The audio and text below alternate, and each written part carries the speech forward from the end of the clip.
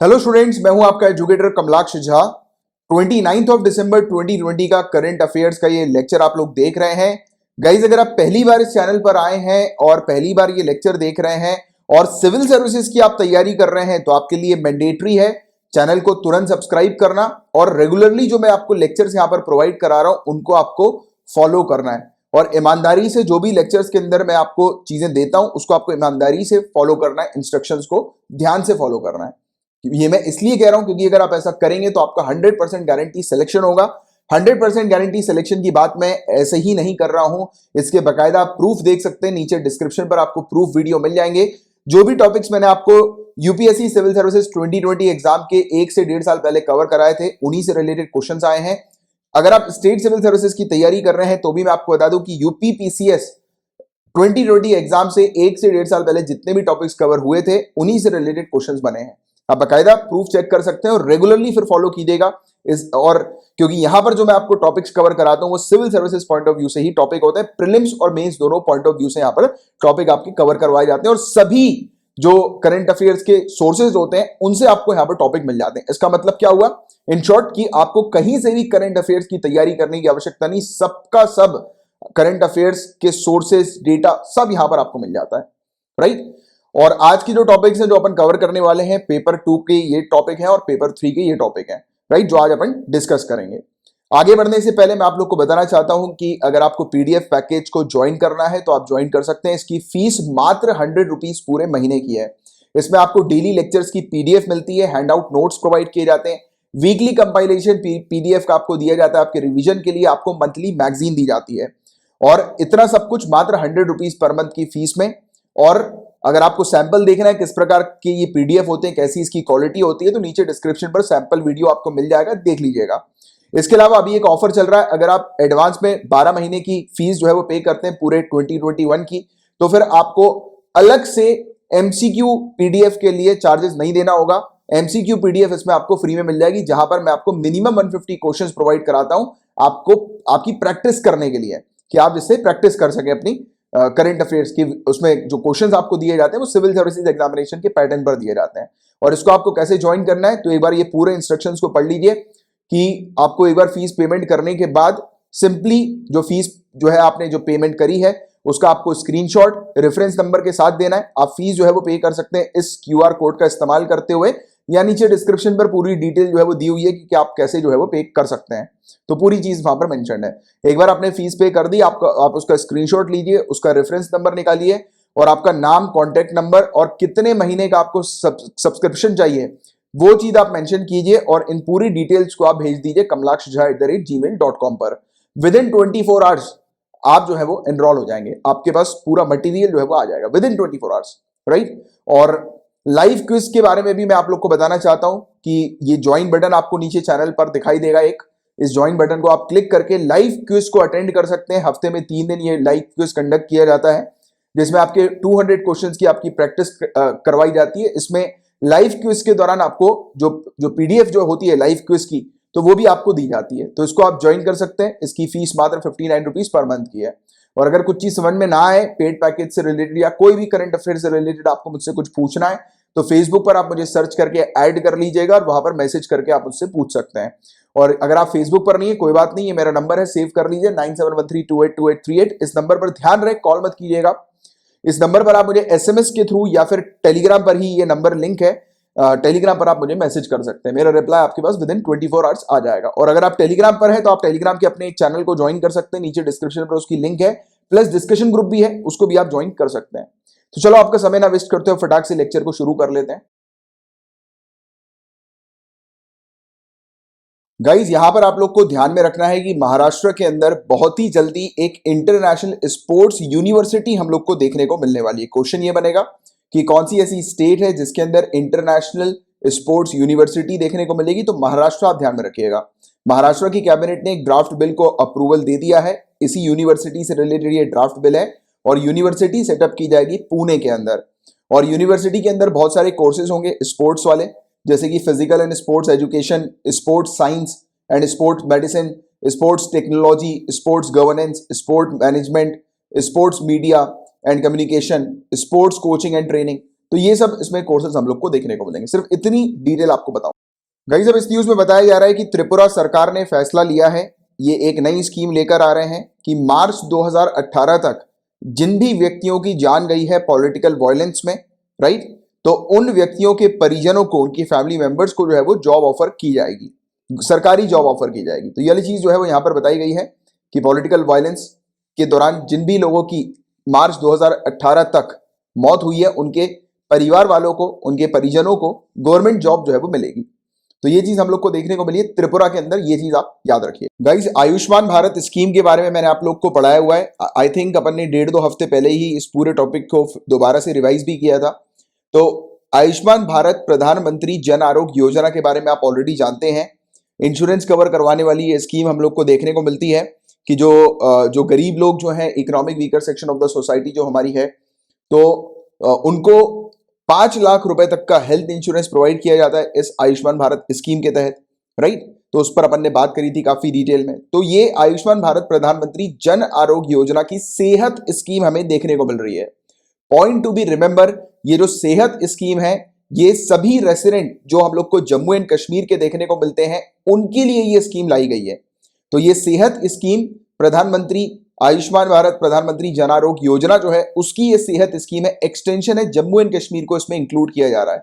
Jammu and Kashmir union territory के जितने भी सिटीजन हैं, तो उनको भी अब इंश्योरेंस जो है वो प्रोवाइड किया जा रहा है इस स्कीम के तहत। और ये सेहत स्कीम है, सिंपल सी चीज बस इसमें आपको ये ध्यान में रखनी है, राइट। फ्री ऑफ कॉस्ट का इंश्योरेंस प्रोवाइड किया जा रहा है सभी रेसिडेंट जो Jammu and Kashmir union territory के हैं उनको, और सेम वही की 5 लाख रुपए तक का फाइनेंशियल कवर एक फैमिली को यहां पर प्रोवाइड किया जा रहा है। सेम वैसा ही है जो प्रधानमंत्री जन आरोग्य योजना में हम लोग को देखने को मिलता है कि हमारी कंट्री के मतलब जो हॉस्पिटल्स हम लोग को, सरकारी hospital plus private hospital also, मैंने आपको पढ़ाया था कि प्राइवेट हॉस्पिटल्स जो कि इस स्कीम के तहत एनरोल्ड हम लोग को देखने को मिलते हैं, तो वहां पर भी इलाज करवाया जा सकता है।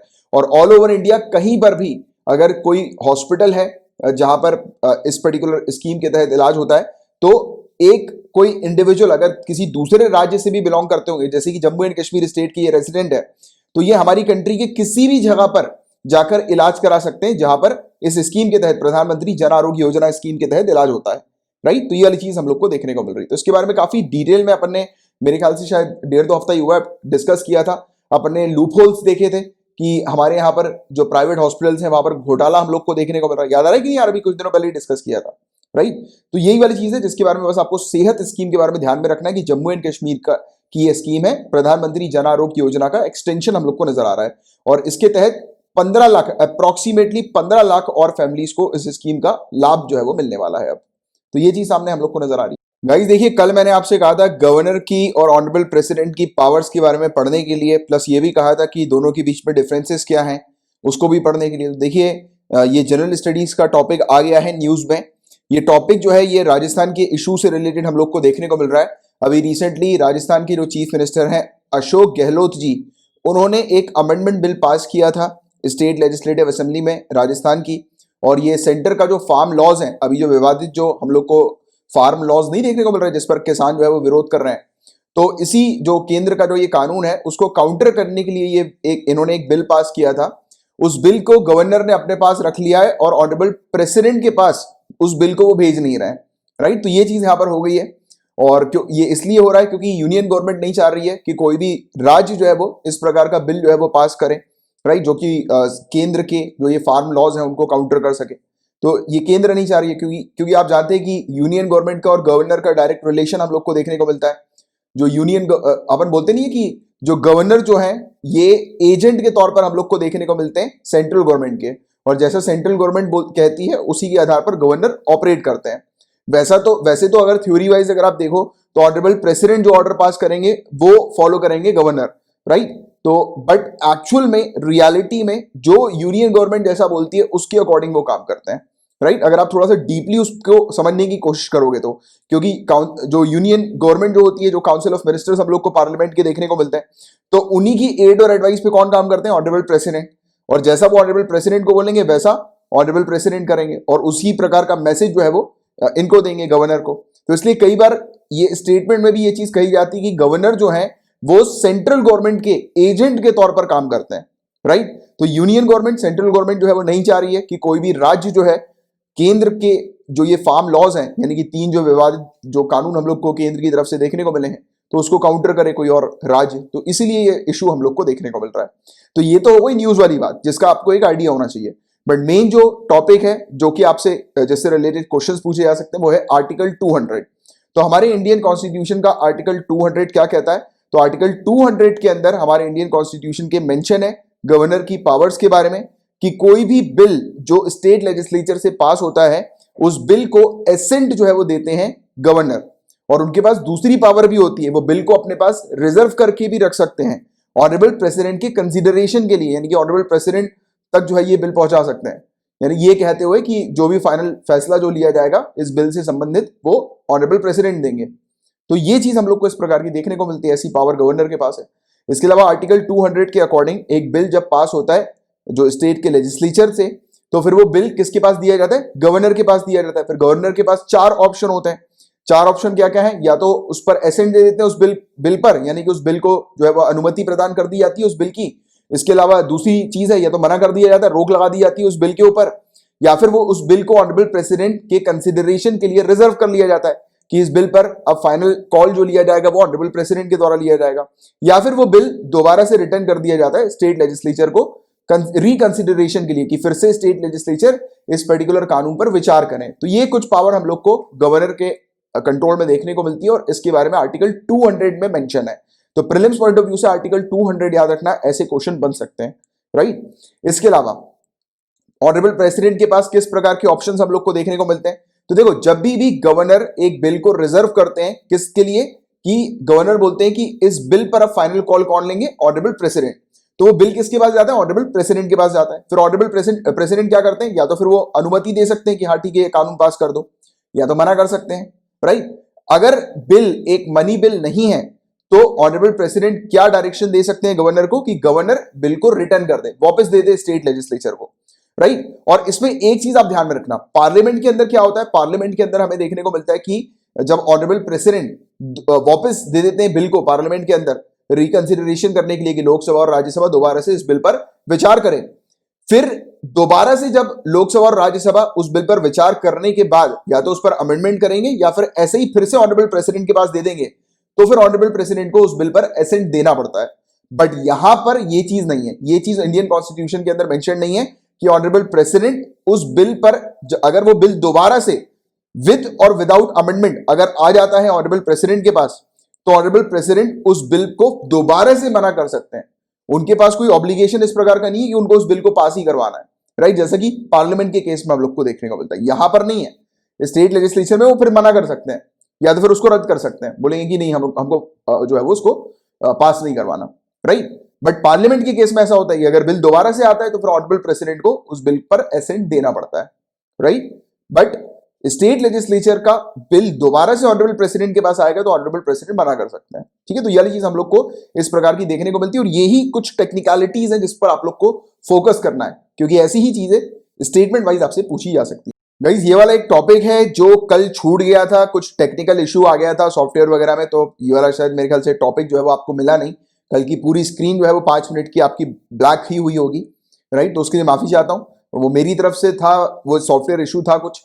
तो अभी देख लीजिए, अभी मैं ये दोबारा से आपको टॉपिक पढ़ा देता हूँ और जिन स्टूडेंट्स का पीडीएफ आती है, आप कल वाली मतलब हैंडआउट्स को देखिएगा, अपने पीडीएफ को देखिएगा, ये पूरी पीडीएफ जो है वो मिल जाएगी। हालांकि आज के पीडीएफ में भी आपको लेक्चर की पीडीएफ में ये टॉपिक मिल जाएगा, बट हैंडआउट्स में ये वाला टॉपिक नहीं होगा। अगर हैंडआउट में आपको ये वाला टॉपिक चाहिए तो फिर आप जो है वो कल वाले लेक्चर का हैंडआउट देख लेना, क्योंकि हैंडआउट में आज मैं इसलिए नहीं प्रोवाइड करा रहा हूँ क्योंकि इसकी जब मैगजीन बनती है तो मैं हैंडआउट से ही पूरी मैगजीन आपकी तैयार करता हूँ, तो उसमें क्या होगा, डुप्लीकेशन हो जाएगा, तो इसलिए ये वाला टॉपिक मैं दोबारा से इसमें ऐड नहीं कर रहा हूँ, ठीक है। तो देखो, पॉलिसी ऑन स्कूल बैग 2020 आई है, मिनिस्ट्री ऑफ एजुकेशन लेकर आई है ये पॉलिसी। अब इस पॉलिसी के नाम से ही आपको क्लियर हो जाना चाहिए, स्कूल बैग की ये पॉलिसी है, राइट। तो जो छोटे बच्चे हैं जो अपने छोटे छोटे कंधों पे भारी वजन लाद कर जो जाते हैं, उसके कारण क्या हमें देखने को मिला, तो काफी सारी स्टडी ऐसी सामने आई है, जैसे एनसीईआरटी ने स्टडी कंडक्ट करी, उसके थ्रू पता लगा कि बच्चों में फिजिकल इश्यूज होना शुरू हो गए, इवन शोल्डर डिसलोकेशन तक की प्रॉब्लम बच्चों में देखी गई। और अब कभी भी जो बच्चे जो होते हैं उनकी जो एज होती है वो डेवलपिंग ग्रोइंग एज होती है। अब उस बीच अगर कोई भी फिजिकल इशू होता है बच्चे की बॉडी में, तो उसका डायरेक्ट रिलेशन मेंटल के साथ भी होता है, तो जहां पर भी बच्चे को फिजिकल इश्यू होगा उसका डायरेक्टली जो है वो उसकी मेंटल ग्रोथ के साथ भी रिलेशन होगा। तो ये प्रॉब्लम जो है वो एक तरफा नहीं, दो दो प्रॉब्लम हम लोग को देखने को मिल रही है ना। तो इसी चीज को सॉल्व करने के लिए ये पॉलिसी लाई गई है मिनिस्ट्री ऑफ एजुकेशन के द्वारा। तो इस नई पॉलिसी के अंदर क्या है, तो सिंपल सी चीज ध्यान में रखना कि क्लास फर्स्ट से लेकर 10th तक के जो बच्चे हैं उनका जो वेट होगा, एवरेज वेट यानी कि बच्चों का जो वेट होगा, उनके वेट से 10% से ज्यादा उनके बैग का वेट नहीं होना चाहिए। जैसे फॉर एग्जांपल एक बच्चे का वजन 10 किलो है, तो वो जो बैग ला देंगे, बैग लेकर जाएंगे, तो वो बैग 1 किलो से ज्यादा नहीं होना चाहिए, राइट। यानी कि उस बच्चे के वजन के 10% से ज्यादा बैग का वेट नहीं होना चाहिए। तो ये चीज इसमें मेंशन है। और सेकेंड क्लास तक के बच्चों को कोई भी होमवर्क नहीं दिया जाएगा, ये चीज यहां पर बताई गई है। पॉलिसी के अंदर यह भी रिकमेंड किया गया है स्कूल के अंदर रेगुलर बेसिस पर बैग्स का वेट चेक किया जाएगा, मॉनिटर किया जाएगा।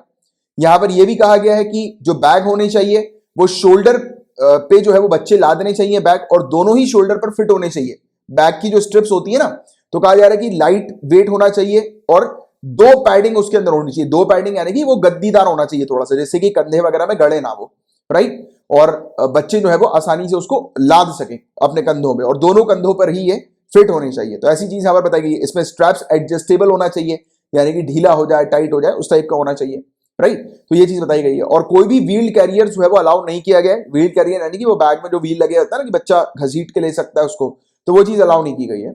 इवन पॉलिसी के अंदर ये भी रिकमेंडेशन दिया गया है कि जो पब्लिशर होते हैं, जो बुक्स वगैरह छापते हैं, तो अब से बुक छापते समय बुक का क्या वजन है वो भी उनको प्रिंट करना पड़ेगा बुक में। तो ये चीज यहां पर बताई जा रही है। और रिकमेंडेशन जो है ये दिया गया है एनसीईआरटी के द्वारा, national council of educational research and training के द्वारा। इन्होंने सर्वे किया, स्टडी कंडक्ट करी और फिर ये फलाना रिकमेंडेशन दिए। रिकमेंडेशन में 2-3 चीजें और ये मेंशन थी, खाने से रिलेटेड और पानी से रिलेटेड।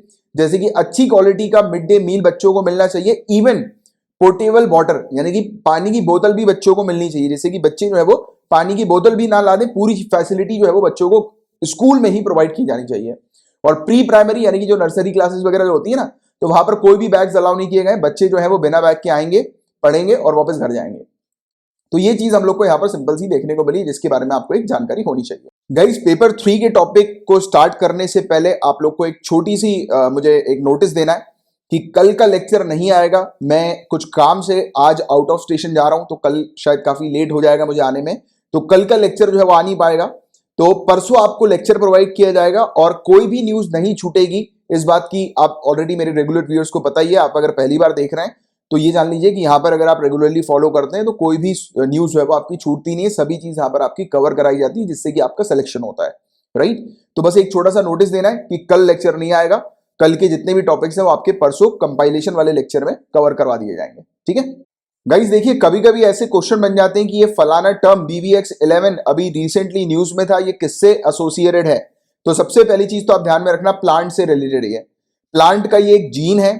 प्लांट के अंदर जो हम लोग हरा भरा कलर देखने को मिलता है ना हम लोग को, प्लांट्स के अंदर जो ग्रीन कलर होता है, तो इसी ग्रीन कलर को रेगुलेट करने का काम करता है BBX11 जीन। तो ये तो सिंपल तरीके से मैंने आपको समझाया, थोड़ा सा और इसको थ्योरी में देख लेते हैं एक बार। तो ये जीन है जो कि प्लांट्स की ग्रीनिंग के लिए मदद करता है, राइट। ये रेगुलेट करता है प्रोटोक्लोरोफाइलाइट के लेवल को। प्रोटोक्लोरोफाइलाइट क्या है? ये इंटरमीडिएट हम लोग को देखने को मिलता है। प्लांट का जो ग्रीन पिगमेंट क्लोरोफिल होता है उसका इंटरमीडिएट हम लोग को देखने को मिलता है, राइट। तो ये वाली चीज है, और इस चीज को आइडेंटिफाई किया है Indian institute of science education and research IISER के रिसर्चर्स के द्वारा, राइट। तो ये चीज बस आप लोग को बेसिक्स ही पता होनी चाहिए, इससे बाहर का और कुछ नहीं। Wetland, one of the favourite topic of UPSC civil services और वेरियस स्टेट सिविल सर्विसेज का भी फेवरेट टॉपिक है वेटलैंड। तो सोकार एक नया वेटलैंड अब हमें देखने को मिल रहा है। इंडिया के पास आज की डेट में रामसर साइट्स टोटल 42 हो गई हैं। सोकार वेटलैंड को ऐड कर लिया गया है। डायरेक्टली आपसे ये क्वेश्चन पूछा जाएगा कि इंडिया के अंदर कितनी टोटल रामसर साइट्स हैं, तो 42 याद रखिएगा। एक क्वेश्चन है मेरा आप लोगों से कि आप किस स्टेट से बिलोंग करते हैं और आपकी स्टेट में अगर कोई रामसर साइट है तो नीचे कमेंट बॉक्स पर उसका नाम लिखकर बताइएगा, जरूर लिखकर बताइएगा। और देखिए, लद्दाख के अंदर हम लोग को ये सोकार वेटलैंड देखने को मिलता है। ये भी एक क्वेश्चन पूछा जा सकता है कि सोकार वेटलैंड कहां पर है। लद्दाख याद रखना है आपको। 42nd ये रामसर साइट बन गई है सोकार वेटलैंड। तो सोकार वेटलैंड की अगर अपन बात करें तो हाई एल्टीट्यूड वेटलैंड ये हम लोग को देखने को मिल रहा है, काफी ऊंचाई पर ये वेटलैंड है स्थित। और इसमें दो प्रिंसिपल वाटर बॉडीज हैं, जैसे कि अगर अपन बात करें एक फ्रेश वाटर लेक की जिसका नाम है स्टार्ट सपुक्सो, तो ये लेक है ये, ठीक है। तो ऐसा क्वेश्चन भी बन सकता है कि ये फलाना लेक कहां पर है, तो याद रखिएगा लद्दाख में। और दूसरी एक हाइपर सेलाइन लेक हम लोग को देखने को मिलती है जिसका नाम है सोकार, राइट। और ये लद्दाख के चैंगथन रीजन हम लोग को देखने को मिलता है, वहां पर लोकेटेड है, स्थित है। और इसको सोकार इसलिए कहा जाता है क्योंकि ये व्हाइट लेक है। सोकार का मतलब होता है व्हाइट लेक।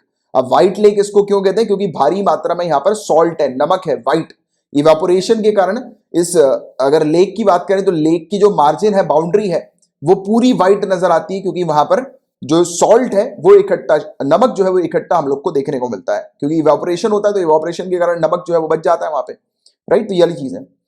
इसके अलावा ये एक इंपॉर्टेंट बर्ड एरिया भी है बर्ड लाइफ इंटरनेशनल के अकॉर्डिंग, और एक की स्टेजिंग साइट के तौर पर ये हमें देखने को मिलती है सेंट्रल एशियन फ्लाईवे के अंदर, राइट। आगे की बात करें इंपॉर्टेंट बर्ड स्पीसीज यहां पर कौन सी पाई जाती हैं, तो ब्लैक नेक्ड क्रेन इसका ये साइंटिफिक नेम है, great crested grebe, bar headed geese, इसके अलावा ruddy shelduck, brown headed gull, lesser sand plover, plover, right. और भी इसके अलावा काफी सारी स्पीसीज बर्ड्स की यहां पर पाई जाती हैं। थोड़ी सी बात करते हैं रामसर कन्वेंशन के बारे में। हालांकि इस टॉपिक को कई बार पहले भी मैं आप लोग को पढ़ा चुका हूं। ये एक इंटरनेशनल ट्रीटी है। इस ट्रीटी के तहत वेटलैंड्स जो है उनको कंजर्व करने पर काम किया जाता है, उनके संरक्षण पर काम किया जाता है। इस ट्रीटी के तहत एक लिस्ट तैयार की जाती है उन पर्टिकुलर वेटलैंड्स की जहां पर ह्यूमन एक्टिविटीज के कारण नुकसान पहुंच रहा है, और उनको कंजर्व करना है, क्योंकि वेटलैंड्स आप जानते हैं काफी इंपॉर्टेंट होते हैं, क्योंकि वेटलैंड होने, जिस जगह पर वेटलैंड होता है उस जगह पर काफी सारे स्पीसीज को पनाह मिलती है। जहां पर भी वेटलैंड होगा वहां पर काफी सारी स्पीसीज मौजूद हम लोग को नजर आएंगी, देखने को मिलेंगी, राइट। क्योंकि स्पीसीज के लिए वेटलैंड बहुत ही रिच एरिया होता है, न्यूट्रिएंट्स पर्सपेक्टिव से भी, और पानी तो आप जानते ही हैं कि उस पर्सपेक्टिव से। तो ये चीज हम लोग को देखने को मिलती है। और काफी सारी एक्वेटिक स्पीसीज वहां पर नजर आएंगी, काफी सारी आपको बर्ड्स नजर आएंगी, जैसे कि इस केस में हमने देखा, राइट। काफी सारे एनिमल्स वहां पर मौजूद हम लोग को देखने को मिलते हैं। बट अगर वेटलैंड अगर श्रिंक हो जाता है, कम होने लगता है, तब क्या होगा, स्पीसीज की संख्या भी कम होने लगेगी, क्योंकि स्पीसीज वेटलैंड के ऊपर डिपेंडेंट होती हैं। तो ये वाली चीज, तो अल्टीमेटली स्पीसीज को कंजर्व करने के लिए वेटलैंड को कंजर्व करना बहुत ज्यादा जरूरी है। तो इसीलिए वेटलैंड को कंजर्व करने के लिए ये ट्रीटी हम लोग को देखने को मिलती है, रामसर कन्वेंशन, इंटरनेशनल ट्रीटी है ये। और इसका नाम रामसर इसलिए पड़ा क्योंकि ये ट्रीटी कैस्पियन सी पे रामसर पे हुई थी, यानी कि ईरान की एक सिटी है रामसर, कैस्पियन सी पे ये हम लोग को देखने को मिलती है। तो वहां पर ये ट्रीटी हुई थी, 2 फरवरी 1971 को साइन हुई थी, तो इसलिए इसका नाम रामसर पड़ गया। और इसको ऑफिशियली जाना जाता है convention on wetlands of international importance, और स्पेशली वाटर फ्लो हैबिटेट मतलब के नाम से ये जानी जाती है, या फिर इसको कन्वेंशन ऑन वेटलैंड के नाम से जाना जाता है। और ये 1975 में लागू हुई थी। इसके अलावा अगर बात कर रहे हैं अपन रामसर कन्वेंशन की, तो मॉन्ट्रियक्स रिकॉर्ड के बारे में भी आप लोग को पता होना चाहिए कि ये क्या है। तो देखो, इस कन्वेंशन के अंडर ये रिकॉर्ड आता है। अब ये रिकॉर्ड का मतलब ये पूरी साइट्स के नाम लिखे होते हैं, तो इसी को रिकॉर्ड कहते हैं। तो रामसर कन्वेंशन की जितनी भी साइट्स हैं, जितनी भी प्लेसेस हैं जहां पर वेटलैंड्स हम लोग को देखने को मिलते हैं, जिनके संरक्षण के लिए प्लेसेस होती हैं, तो वो मॉन्ट्रिक्स रिकॉर्ड के अंडर आती है, राइट। तो ये चीज आपको ध्यान में रखनी है। तो जो भी इंटरनेशनल इंपॉर्टेंस की वेटलैंड्स की जो लिस्ट है और जिसको कंजर्व करना है, तो उसको यहां पर शामिल कर दिया जाता है मॉन्ट्रिक्स रिकॉर्ड के अंदर, राइट। तो ये वाली चीज है जिसके बारे में आपको ध्यान में रखना है, जो मैंने आपको ऑलरेडी बताया कि ह्यूमन इंटरफेरेंस के कारण, पॉल्यूशन के कारण, और भी दूसरी टेक्नोलॉजिकल डेवलपमेंट के कारण ऐसे जो एरियाज हैं वो श्रिंक हो रहे हैं, कम होते जा रहे हैं, तो उनको कंजर्व करना है, उनको संरक्षण देना है, राइट। और रामसर लिस्ट का ये पार्ट के तौर पर हम लोग को देखने को मिलता है। और मॉन्ट्रियक्स रिकॉर्ड जो है वो स्टैब्लिश किया गया था conference of the contracting party 1990 के अंदर, उनके रिकमेंडेशन के आधार पर।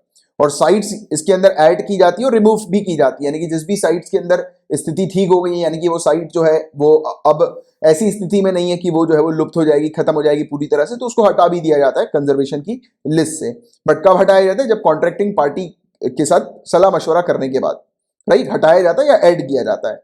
और इंडिया के अंदर 2 वेटलैंड्स हम लोग को देखने को मिलते हैं जो मॉन्ट्रियक्स रिकॉर्ड के अंदर शामिल है। केवलादेव नेशनल पार्क राजस्थान में है, याद रखना, ये डायरेक्टली ऐसे क्वेश्चन नेशनल पार्क से रिलेटेड पूछे जाते हैं, वाइल्ड लाइफ सेंचुरी से रिलेटेड पूछे जाते हैं। और लोकतक लेक कहां पर है, मणिपुर में है। चिली का लेक कहां पर है? ओडिशा में। चिली का लेक को पहले शामिल किया गया था, अब हटा दिया गया है, राइट। तो ये वाली चीज हम लोग को इसके अंदर देखने को मिलती है।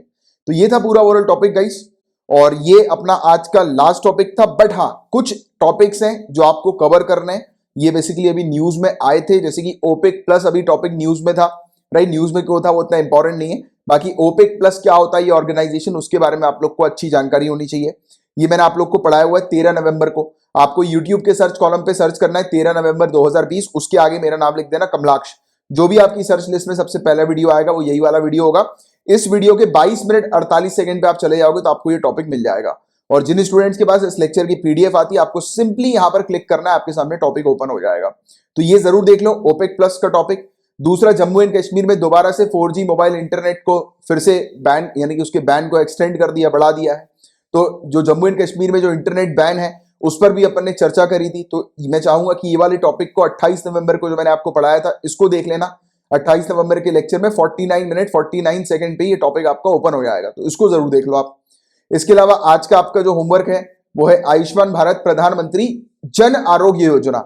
इस स्कीम के बारे में आप लोग को पढ़ना है, इससे रिलेटेड हैंड रिटन नोट्स बनाने, काफी इंपॉर्टेंट स्कीम है, लगातार न्यूज में है, तो इससे रिलेटेड होमवर्क कर लीजिए, यानी कि हैंड रिटन नोट्स बना लीजिए। और अगर आप ऐसा कर लेंगे तो नीचे कमेंट बॉक्स में लिख देना सर होमवर्क डन, मुझे पता लग जाएगा आपने होमवर्क कंप्लीट कर लिया है। एंड गाइस, मैंने भी आपको जितने भी टॉपिक्स पढ़ाए, अगर आपको अच्छे से क्लियर हुए हैं, दिमाग में बैठ गए हैं, तो लाइक का बटन हिट किए बगैर मत जाइएगा, शेयर जरूर करिएगा इस लेक्चर को।